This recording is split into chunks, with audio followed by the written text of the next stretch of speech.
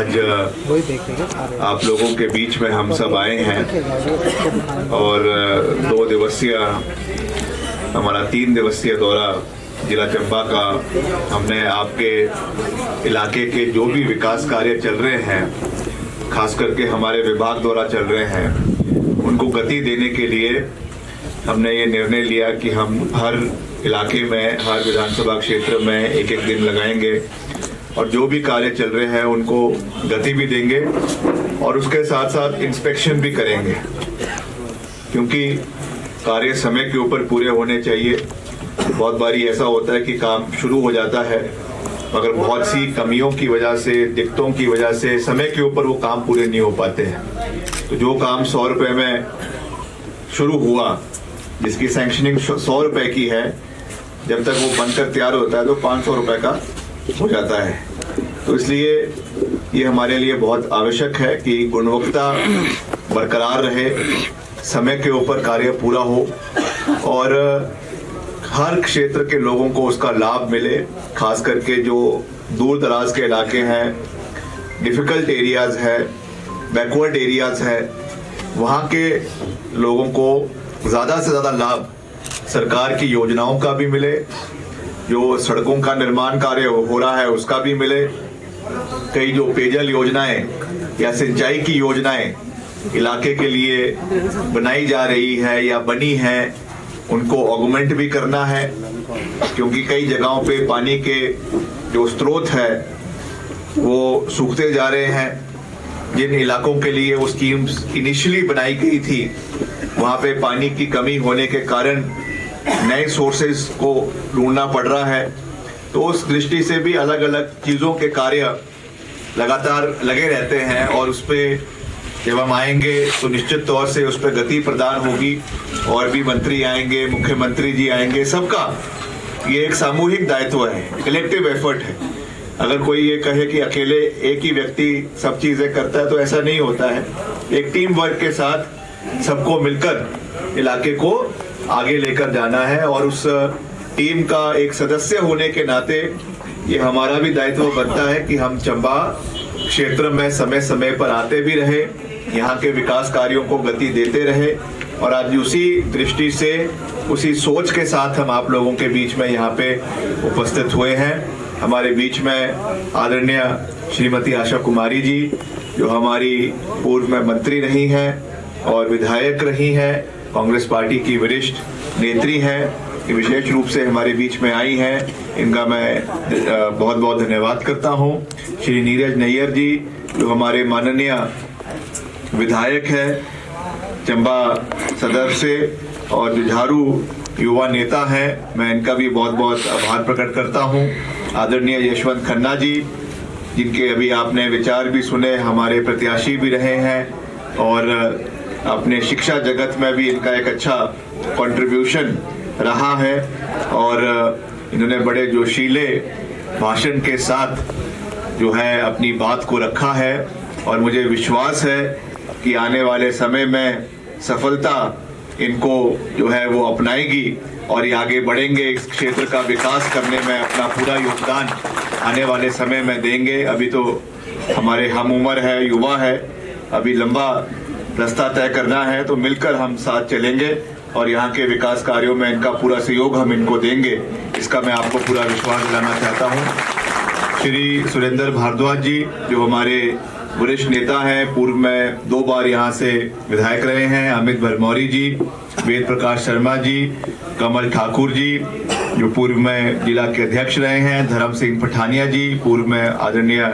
महासचिव हैं, अश्वनी ठाकुर जी, जो ब्लॉक के अध्यक्ष रहे हैं, रमेश राव जी, पूर्व प्रदेश सचिव, भूपेंद्र ठाकुर जी, प्रवेश भट्ट जी, आदरणीय श्री सिंह साहब ठाकुर जी, अमित शर्मा जी, श्रीमती लवदू देवी जी, श्री वरुण शर्मा जी, अरुण ठाकुर जी, अकल वेग जी, ध्यान सिंह जी, एसडीएम हमारे चंबा के, आदरणीय चीफ इंजीनियर लोक निर्माण विभाग के कांगड़ा जोन के हमारे बीच में है, एससी पीडब्ल्यूडी डलहौजी हमारे बीच में है, एक्सीएन हमारे चुरा के और आईपीएच के और हमारे सभी समस्त यहाँ पे जो प्रधानगण हैं, उप प्रधानगण हैं, बीडीसी सदस्य हैं और युवा मंडल के और महिला मंडल की सभी साथी, महिलाएं और युवक साथी और एनएसयूआई के भी हमारे छात्र हमारे बीच में हैं। आपने भी बड़े अच्छे गर्मजोशी के साथ हमारा स्वागत किया। मैं आपका धन्यवाद करता हूं। और सभी और यहाँ पे जो हमारे बुजुर्गवान हैं, सबने अपनी बात यहाँ पे रखी है। मैं उन चीज़ों को फिर से दोहराना नहीं चाहता हूँ, मगर हमने चुनाव में भी ये बात करी कि ये एक जो है डिफ़िकल्ट एरिया है और हमारा हमेशा से, मैं कह सकता हूँ कि मैं अगर व्यक्तिगत रूप से अपनी बात करूं तो हमारे डीएनए में एक हमेशा से डिफिकल्ट एरियाज के लिए एक ज़्यादा प्यार है। ये एक सोच मुझे राजा वीरभद्र सिंह जी से मिली है। हालांकि मैं हमेशा हर हिमाचल के हर कोने को समानता के साथ देखता हूं, चाहे वो कांगड़ा है, चाहे वो हमीरपुर है, चाहे ऊना है, सिरमौर है। हर इलाके में बराबर विकास होना चाहिए, हर इलाके को बराबर अपॉर्चुनिटीज आगे बढ़ने में मिलनी चाहिए। मगर निश्चित तौर से जो डिफिकल्ट एरियाज है, जहाँ पे एक्सेसिबिलिटी की कमी रहती है, जहाँ पे एक काम को करने के लिए खर्चा ज़्यादा इलाकों के अंदर होता है, तो वहाँ पर ज़्यादा फोकस उन एरियाज में रहना चाहिए, क्योंकि वहाँ के लोगों को भी ये महसूस होना चाहिए कि सरकार आपके साथ भी उसी मजबूती के साथ खड़ी है जैसे और इलाकों के लोगों के साथ है। तो उस दृष्टि से मैं आपको ये विश्वास दिलाना चाहता हूँ कि अभी मैंने चुनाव में भी ये बात कही है कि बहुत से विकास कार्य यहाँ पे चल रहे हैं हमारे विभाग द्वारा ही। मैंने सुबह मैं आंकड़े देख रहा था, करीबन 80 करोड़ के 84 करोड़ के विकास कार्य अलग अलग, चाहे वो हमारे सड़कों के अपग्रेडेशंस है, मेटलिंग टायरिंग का कार्य है, कई हमारा पुलों के निर्माण है, कई बिल्डिंग्स बन रही है, उसको हमें और मजबूती से आगे ले जाने की आवश्यकता है। उसमें चाहे प्रधानमंत्री सड़क योजना के माध्यम से सड़कों का अपग्रेडेशन हो रहा है, मैंने अभी ऊपर भी कहा, चुनाव में भी कहा कि इस एरिया के अंदर बहुत से हमारे छोटे आबादी के गांव हैं, उनको कनेक्ट करना जो अभी तक नहीं हो पाए हैं, ये हमारी प्राथमिकता है। अभी हमारा PMJSY 4 का जो है प्रदेश के अंदर और देश के अंदर और प्रदेश के अंदर इसको शुरू हो चुका है और इसकी अभी हमें अप्रूवल केंद्र सरकार से इन प्रिंसिपल जो है वो मिल चुकी है।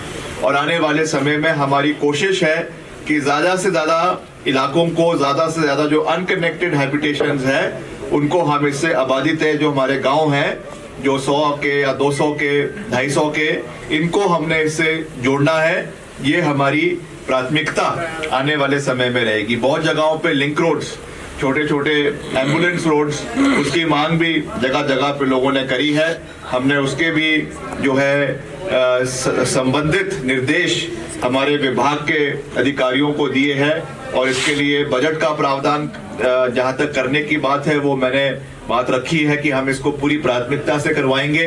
मुख्यमंत्री जी से मैं इस विषय में बात करूंगा और विशेष बजट का प्रावधान हमारे इन इलाकों के लोगों के लिए करवाया जाएगा, बैकवर्ड इलाकों के लोगों के लिए करवाया जाएगा। ये मैं आपको पूरा विश्वास दिलाता हूं, क्योंकि ये हमारा, जैसा मैंने कहा कि दायित्व है कि यहाँ के जो भी इतिहास में कार्य हुए, आदरणीय राजा वीरभद्र सिंह जी 6 बार हिमाचल प्रदेश के मुख्यमंत्री रहे और चंबा जिला के हर विकास कार्यों में मैं समझता हूं कि उनका एक बड़ा योगदान इस इलाके के लिए है। तो उसको हमें मिलकर उसको आगे लेकर जाना है। हमारे सभी नेताओं ने पूर्व में जो रहे हैं, और अगर हम दलगत राजनीति से ऊपर उठकर बात करें, भाजपा की भी सरकारें रही, उनका भी एक कंट्रीब्यूशन इलाके के लिए रहा है। हम किसी को भी पूरे तरीके से निरस्त नहीं कर रहे हैं, सब प्रयास करते हैं अपनी ओर से। कईयों का ज्यादा होता है, कईयों का कम होता है, मगर प्रयास सबकी ओर से रहते हैं और सरकारें जो है वो कंटिन्यूटी में चलती है।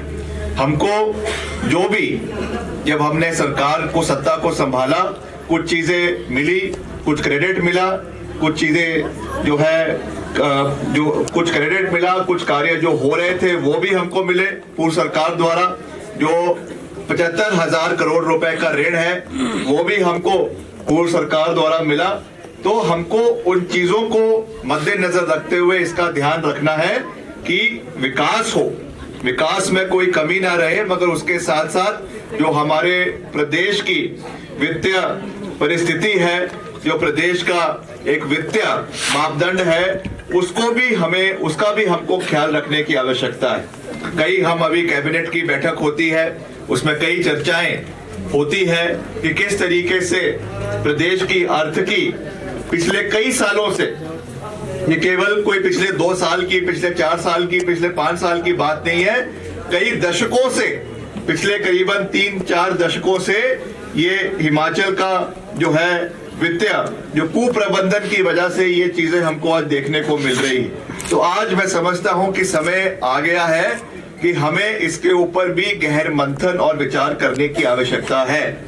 आदरणीय मुख्यमंत्री ठाकुर सुखविंदर सिंह सुक्खू जी इस दृष्टि से भी मजबूत कदम हिमाचल प्रदेश के अंदर उठा रहे हैं कि हमारा आर्थिकी मजबूत हो, हिमाचल को हर चीज के लिए केंद्र के ऊपर निर्भर ना रहना पड़े और आने वाले समय में हिमाचल आत्मनिर्भर बने। इस दृष्टि से भी हमको कार्य करने की आवश्यकता है और इससे भी हम आगे बढ़ रहे हैं। इस दृष्टि से भी हम हिमाचल को आगे ले जाने का प्रयास कर रहे हैं। तो मैं आज आपको ये विश्वास दिलाना चाहता हूं कि जितने भी यहाँ के विकास कार्य इलाके के अंदर चल रहे हैं, जिस बारे में आदरणीय यशवंत खन्ना जी ने यहाँ पे मांग रखी है, जो बातें यहाँ पे रखी है, सड़कों के अपग्रेडेशन की बात करी है, उसके लिए हम अलग से जो है डिपार्टमेंट का एक बैठक करेंगे। मैंने कल एक रिव्यू मीटिंग भी रखी है जिसमें सारे हम बड़े प्रोजेक्ट्स जो इलाके के चल रहे हैं उनका एक रिव्यू लेकर कैसे उनको समय के ऊपर पूरा करना है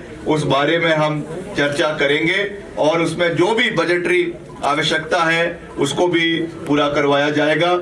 और उसके साथ साथ जो आज यहाँ पे एक सड़क जिसका कार्य पूरा हो गया है वो भी जो है वो जनता को समर्पित करवाई जाएगी। और भी ऐसे जो विकास कार्य हमारे इलाके के अंदर है उनको कैसे हमें समय अवधि के अंदर पूरा करना है, ये हमारा जिम्मेवारी है, उसको हम पूरी मजबूती से आने वाले समय में पूरा करेंगे। और इसके साथ साथ मैं आपको भी और यहाँ के युवाओं को भी ये विश्वास दिलाना चाहता हूँ कि जहाँ तक प्रदेश में रोजगार के संसाधनों को मजबूत करने की बात है, उस दृष्टि से भी सरकार मजबूती से कार्य कर रही है। मैं अभी कुछ दिन पहले मुख्यमंत्री जी से चर्चा कर रहा था और हम पूरा जो हमारे सरकार का जो डेटा है उसको खंगाल रहे थे कि कितना हमने रोजगार पिछले 2 साल के कार्यकाल में कांग्रेस पार्टी की सरकार ने दिया है। हमने हर डिपार्टमेंट का ब्यौरा निकाला, चाहे वो आउटसोर्स के हैं, चाहे वो कॉन्ट्रेक्चुअल एम्प्लॉइज है, चाहे वो कैबिनेट सैंक्शन के माध्यम से जो स्वीकृतियां मिली है उस चीज को देखा गया। और आपको जानकर खुशी होगी और मैं आंकड़ों के साथ ये बात कह रहा हूं, कई विपक्ष के साथी ये कहते हैं कि ये आंकड़े गलत है, मैं उनको पूरी मजबूती से ये बात कह सकता हूं, आप आरटीआई निकालकर एक एक पद की जो है वो स्वीकृत पदों की आप जानकारी हमसे ले सकते हैं। हमने 2 साल के कार्यकाल में 43,000 सरकार नौकरियों के अवसर हिमाचल प्रदेश के युवाओं को दिए।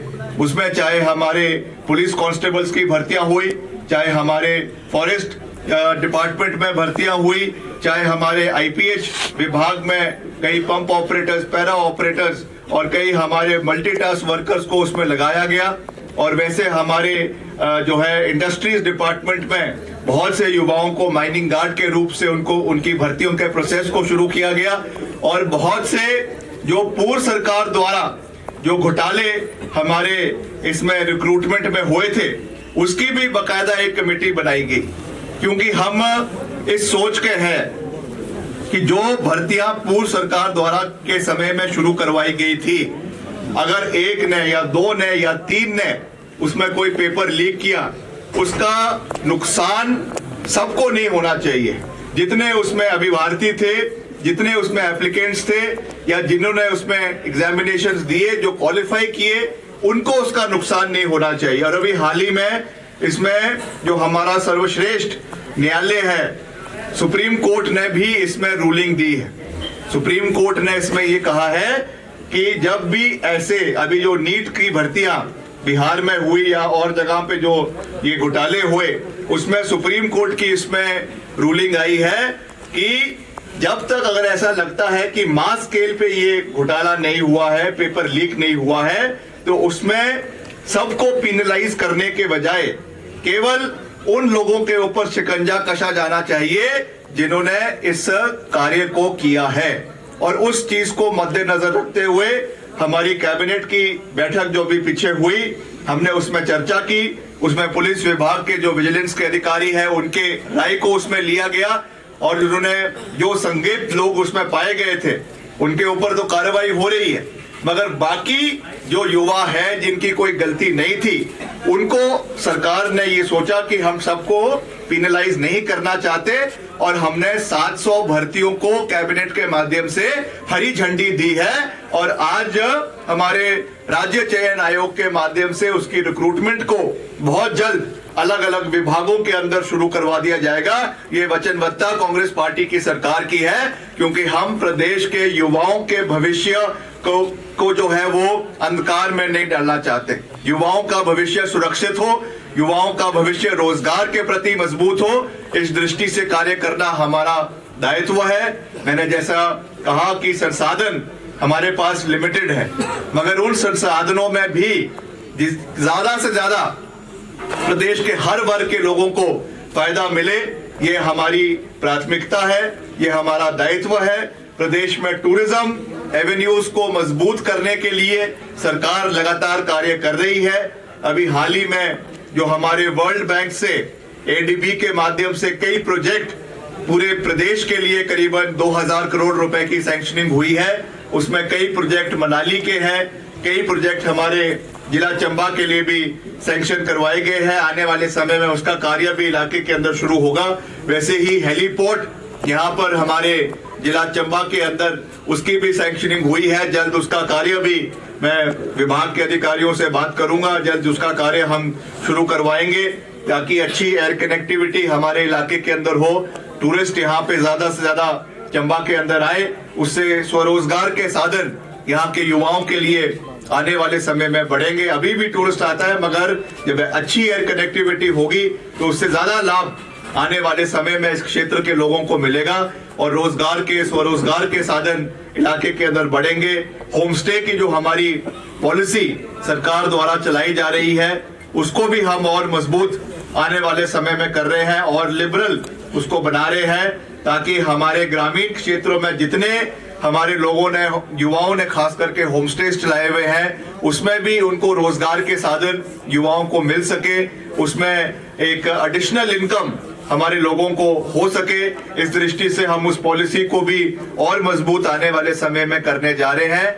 और इसके साथ साथ मैं आपको ये भी विश्वास दिलाना चाहता हूं कि हम किसी भी तरीके से कोई विरोधाभास की राजनीति नहीं करना चाहते। हम चाहते हैं कि सकारात्मक सोच के साथ हम आगे बढ़े। आज आप रोज अखबार में ये चीज पढ़ रहे हैं, देख रहे हैं, और खास करके जहां पर विपक्ष की सरकारें हैं, जिन राज्यों में भाजपा की सरकारें नहीं हैं, उन राज्यों के साथ किस तरीके से केंद्र सरकार द्वारा प्रताड़ना करवाई जा रही है। ये केवल हिमाचल का मसला नहीं है, बहुत से राज्यों में इस तरीके की चीजें हैं। हिमाचल प्रदेश को इसका नुकसान नहीं होना चाहिए कि यहाँ पे कांग्रेस पार्टी की सरकार है। हम जैसा अभी 2 दिन पहले भी मैंने पत्रकार वार्ता से शिमला में भी कहा, राज्यपाल जो हमारे माननीय राज्यपाल है वो कह रहे थे कि हिमाचल प्रदेश के मधुर संबंध केंद्र के साथ होने चाहिए, तो हम उनकी बात से बिल्कुल सहमत है। हम चाहते हैं कि मधुर संबंध हो, और हम तो ये कह रहे हैं कि अगर केंद्र सरकार 1 कदम लेगा तो हम 5 कदम लेने के लिए तैयार हैं। हम चाहते हैं कि राजनीति अपनी जगह है, पार्टी की विचारधारा अपनी जगह है, मगर ये चीजें तो चलती रहती है। कभी केंद्र में कोई और सरकार होगी, प्रदेश में कोई और सरकार होगी। ये कोई आज का ही सिलसिला थोड़ी है। आप इतिहास उठाकर देखें, जब से हिमाचल प्रदेश बना तब से भाजपा की भी सरकारें, एनडीए की सरकारें केंद्र में रही। आदरणीय वाजपेयी साहब 6 साल से 7 साल जो है वो देश के प्रधानमंत्री रहे। मुख्यमंत्री हिमाचल में धूमल साहब भी रहे, बीच में राजा वीरभद्र सिंह जी भी रहे, मगर हिमाचल के साथ कभी भी इस तरीके का कोई भेदभाव नहीं किया गया। हर राज्यों में, और जब यूपीए की सरकार थी उस समय भी पूरे रूप से हिमाचल को सहयोग दिया गया। तो मैं समझता हूं कि इस चीज में, हर चीज में राजनीति नहीं होनी चाहिए। हिमाचल के हकों की लड़ाई लड़ना ये हमारा दायित्व है, ये हमारी जिम्मेवारी है। कोई अच्छा कार्य प्रदेश से हिमाचल के लिए करवाया जाता है तो उसके लिए हम केंद्र का धन्यवाद भी करेंगे। अभी पीछे एक केंद्रीय मंत्री आए हिमाचल प्रदेश में, रेल मंत्री आए रवनीत सिंह बिट्टू जी, यहाँ पर आकर बड़े बड़े आंकड़े कह रहे थे कि हिमाचल को 5,000 करोड़ रुपए दिए गए। हमने भी खंगाला जी कौन से 5,000 करोड़ रुपए मिले हैं। मैंने वित्त मंत्री, जो हमारे वित्त विभाग के अधिकारी हैं, उनसे बात करी कि आप बताइए कौन सी ग्रांट हिमाचल को 5,500 करोड़ की आई है। तो उन्होंने कहा ये जो आंकड़े कह रहे हैं ये जो सेंट्रली स्पॉन्सर्ड स्कीम्स है उन आंकड़ों को कह रहे हैं, चाहे वो हमारा प्रधानमंत्री सड़क योजना है, प्रधानमंत्री आवास योजना है, या और ऐसी योजनाएं, शहरी आजीविका योजनाएं हैं जिसमें केंद्र से 90-10 के रेशो पे हिमाचल प्रदेश को सहयोग मिलता है।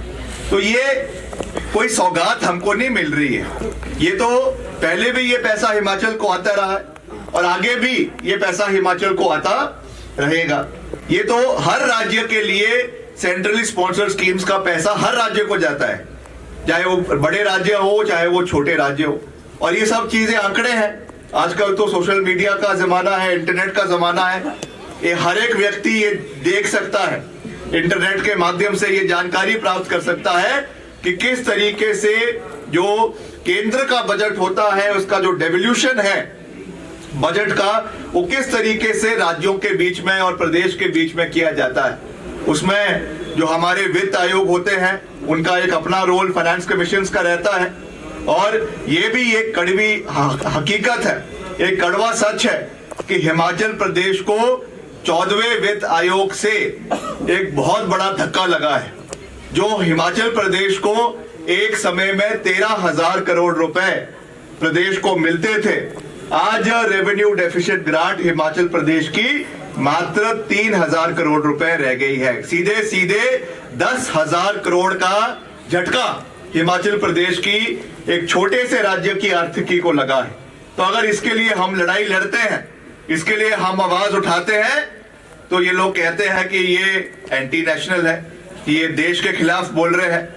अरे हम देश के खिलाफ नहीं बोल रहे हैं, हम हिमाचल की आवाज को उठा रहे हैं और हिमाचल की आवाज को उठाने का अधिकार हमें संविधान में भी दिया गया है। और आप लोगों के आशीर्वाद के साथ हम हिमाचल प्रदेश की आवाज को उठाते रहेंगे, हर मंच से उठाते रहेंगे, इसका मैं आपको विश्वास दिलाना चाहता हूं। मगर इसका यह मतलब नहीं है कि हम कोई विरोधाभास कर रहे हैं, इसका ये मतलब नहीं है कि हम केंद्र के साथ मधुर संबंध नहीं चाहते। हम चाहते हैं कि केंद्र का पूरा वर्चस्व हिमाचल प्रदेश के ऊपर बना रहे और हिमाचल प्रदेश आगे बढ़े।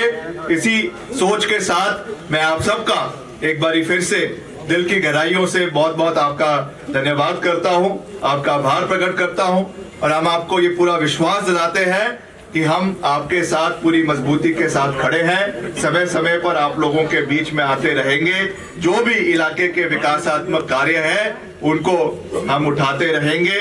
और जो बातें यहाँ पे यशवंत खन्ना जी ने करी है, जो भी इन्होंने मसले उठाए हैं, उनको और मजबूती से आगे ले जाना ये हमारा दायित्व है। मैंने इनसे निवेदन भी किया है कि जब ये अगली बार शिमला आप भी आएंगे तो यहाँ की सारी चीजों को हमसे बैठकर डिस्कस करेंगे। उसके लिए जो भी बजटरी प्रोविजंस हमने करवाने हैं, क्योंकि अभी कुछ ही दिन में मुख्यमंत्री जी नया बजट भी पेश करेंगे, तो उसके बाद हम नए वित्तीय वर्ष में चुनाव विधानसभा क्षेत्र के लिए उसमें एक विशेष जो है योगदान अपनी ओर से देंगे। इसका मैं आपको पूरा विश्वास दिलाना चाहता हूं। इन्हीं शब्दों के साथ आप सबका एक बारी फिर से दिल की गहराइयों से बहुत बहुत धन्यवाद। जय हिंद, जय हिमाचल।